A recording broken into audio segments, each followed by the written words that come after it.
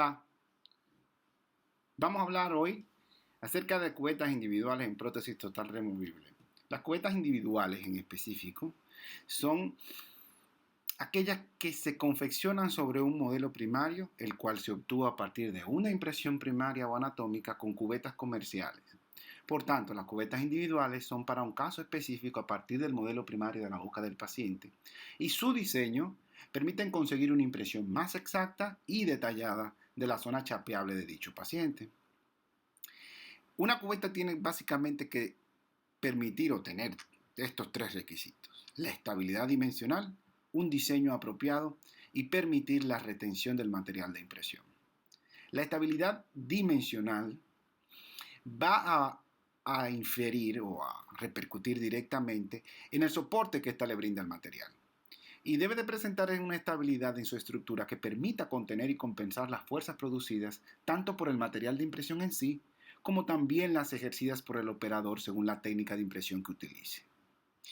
Por esto, la cubeta que no presenta una estabilidad dimensional no podrá registrar los tejidos de manera apropiada y por tanto no se obtendrá de ella una impresión fiel.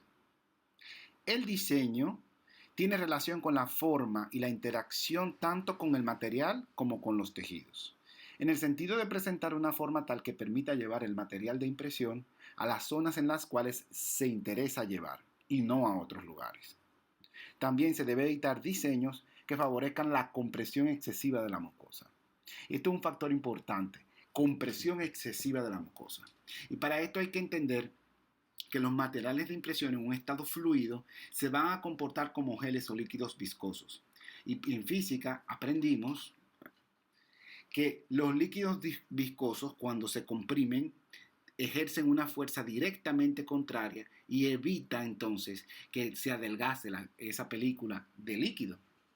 Es un principio básico y por ese, por ejemplo, funcionan los brazos hidráulicos. Entendiendo esto, tenemos que lograr siempre que no exista compresión excesiva de la mucosa para lograr que la impresión sea fiel, de una copia que registre los tejidos de manera apropiada y que no produzca distorsiones, ni del tejido blando, ni tampoco del material de impresión en la cubeta. El tercer requisito de una cubeta individual es la retención del material de impresión. La cubeta debe de ser capaz de poder retener de manera intrínseca el material de impresión. Existen distintos adhesivos para cubeta, también existen técnicas mecánicas para hacerlo, pero considerando la importancia de no incluir elementos extra a la impresión, debemos de disminuir siempre el riesgo de distorsión al máximo. O sea, si uno agrega algún pegamento o algún adhesivo para cubetas, pues esto puede provocar ligeras distorsiones. Otro requisito es que no debe deformarse ni fracturarse durante el proceso de toma de impresión. También esta debe de ser individualizable. Si bien es cierto que una cubeta individual se realiza a partir de un modelo primario del paciente, es posible que el operador se encuentre en situaciones fuera de lo previsto con el paciente en vivo, es decir, en la boca. Y la cubeta entonces debe de ser capaz de ser individualizable para proceder con el recorte funcional, que va a permitir dar espacio al material de sellado periférico de la impresión. El sellado periférico se verá más detalladamente cuando hablemos en concreto de la impresión funcional. También es importante que sea fácil de sujetar, que tenga un mango que permita la extracción de la boca fácilmente cuando el material endurezca.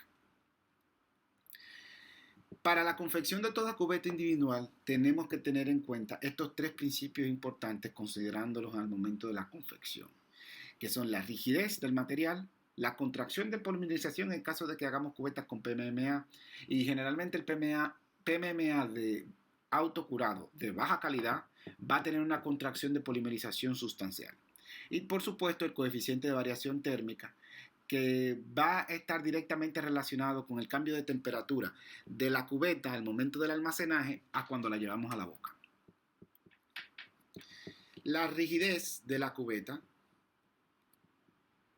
La rigidez de la cubeta individual tiene relación con la resistencia a la flexión y a la deformación que presenta la cubeta de acrílico. Es decir, una mayor rigidez permitirá resistir de mejor manera las fuerzas de distorsión producidas por el material de impresión.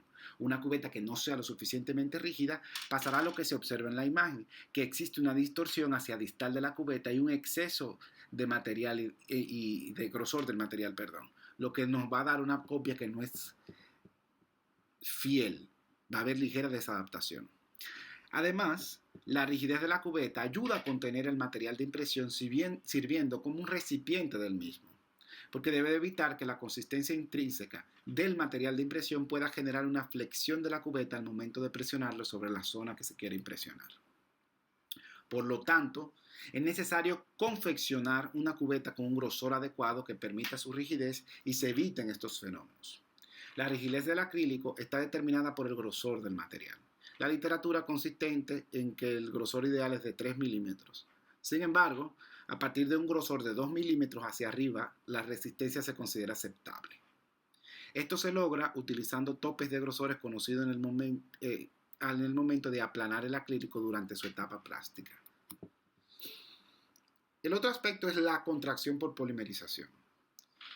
Y la contracción de polimerización va a ser desfavorable en dos situaciones diferentes. Y les leo. Primero, al momento de confeccionar la cubeta, puesto de que una proporción entre polvo y líquido inadecuada puede aumentar la contracción y producir una cubeta que tenga zonas de compresión de tejidos, producto de la no adaptación correcta. Y segundo, por la contracción tardía de la cubeta, ya que hay que tener presente que durante las 24 primeras horas de confección, el monómero residual sigue reaccionando con las perlas de acrílico, continuando con la polimerización y por lo tanto aumentando la distorsión incluso después de tomada la impresión. Esto se puede evitar en el primer caso respetando las proporciones y manipulación del acrílico y en el segundo caso respetando los tiempos de reposo que debe de tener el acrílico una vez confeccionada la cubeta para liberar las tensiones durante el proceso de endurecimiento.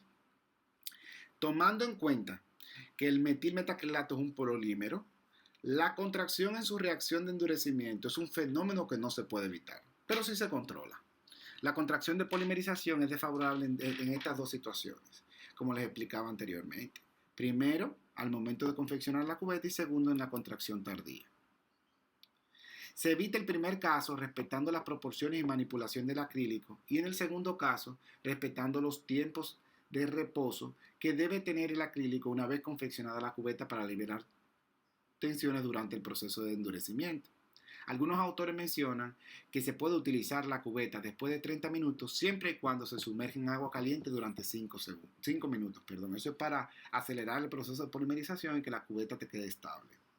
Según estos autores, el agua caliente ayuda a liberar las tensiones y permite que el monómero residual se evapore y salga de la cubeta, evitando que exista una polimerización tardía y disminuyendo la posibilidad de distorsión. El coeficiente de variación térmica como concepto se entiende la diferencia de dimensión lineal que presenta un material enfrentado a diferentes temperaturas. La cubeta de acrílico está sometida a una variación importante de la temperatura de almacenaje y la de dentro de la boca. La variación esta puede ser de hasta 15 grados, dependiendo de dónde se encuentre el operador. Así, mientras que la temperatura de la boca pueda permanecer constante, la temperatura ambiente puede variar según la estación del año y la localización geográfica del operador.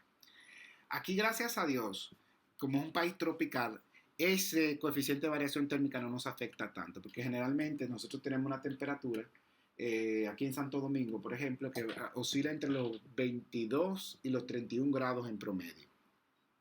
Y la temperatura promedio de un ser humano en boca va a ser aproximadamente de 36 a 37.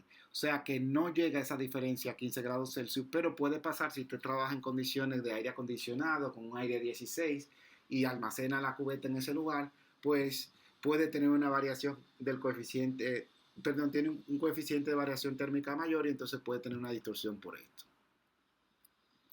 Entonces, es importante también determinar qué mecanismo de adherencia va a tener el material de impresión. Hay muchas opciones para retener el material de impresión. La literatura la abarca en dos grupos, en adhesión mecánica y química. La química utiliza sustancias como elemento de unión entre la cubeta y el material de impresión, como el adhesivo para cubetas de impresiones funcionales con silicona de adición o condensación. Sin embargo, generalmente se utiliza pasta sinquenólica, por lo que la retención aquí va a ser eminentemente mecánica. Las cubetas individuales entonces deben de reunir determinadas cualidades en cuanto a la forma, el tamaño y la extensión según el material con que se construyen y varían en dependencia de la técnica de impresión que se vaya a emplear, acorde con el material para impresión utilizado. Las cubetas básicamente tienen un cuerpo, flancos y un mango. Estas deben estar de una manera constituidas en la que el mango presente una adaptación fiel al resto del cuerpo de la cubeta. Sabemos entonces y tenemos que tener claro que el objetivo de la cubeta individual sería, primero, obtener una copia más fiel de los tejidos donde va a descansar la prótesis, confinar el material de impresión para que tengamos una reproducción más exacta, es decir, un modelo de trabajo exactamente como está la anatomía del paciente. Grosor suficiente para soportar y resistir las maniobras de impresión y evitar distorsiones del material de impresión.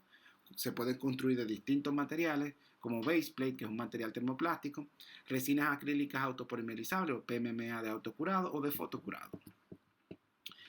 Se van a clasificar básicamente en dos grandes grupos en relación a la superficie de asiento, como vemos en pantalla, y también al espacio que permitan entre el material de impresión, entre el cuerpo de la cubeta y la superficie impresional.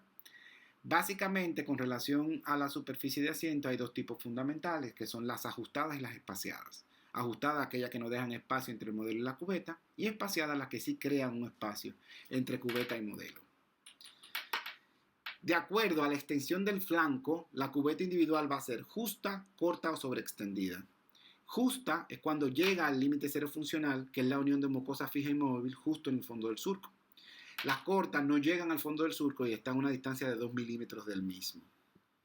Las sobreextendidas son aquellas que están realizadas con 1 milímetro de sobreextensión del fondo del surco y se aplican única y exclusivamente en rebordes muy reabsorbidos. En el esquema les presento la diferencia que existe entre el fondo del surco, que está marcado con el B, y el diseño de una cubeta. Siempre debe de dejarse un espacio para que ésta pueda permitir un grosor de material de impresión para el sellado periférico lo suficientemente grueso, valga la redundancia, para que no se distorsione al momento de la copia de la misma. Vamos a observar esta simulación de cómo se confeccionan las cubetas.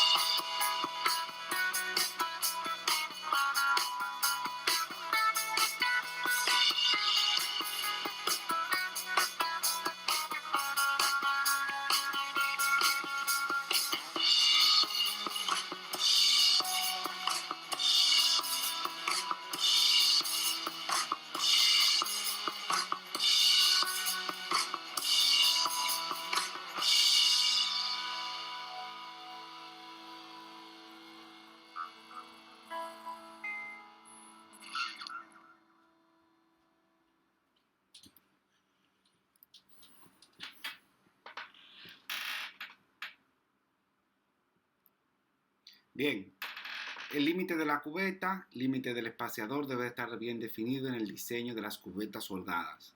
Este espaciador se va a lograr, o este espacio, va a ser con una lámina de cera que va a ser correctamente adaptada a toda la superficie del modelo, para entonces lograr una cubeta que alcance en extensión todo el fondo del surco, liberando los frenillos en tanto labial, laterales y también liberando las escotaduras anulares. En el maxilar inferior hay que tener en cuenta que el límite posterior de la cubeta ha de alcanzar la mitad de la papila retromolar.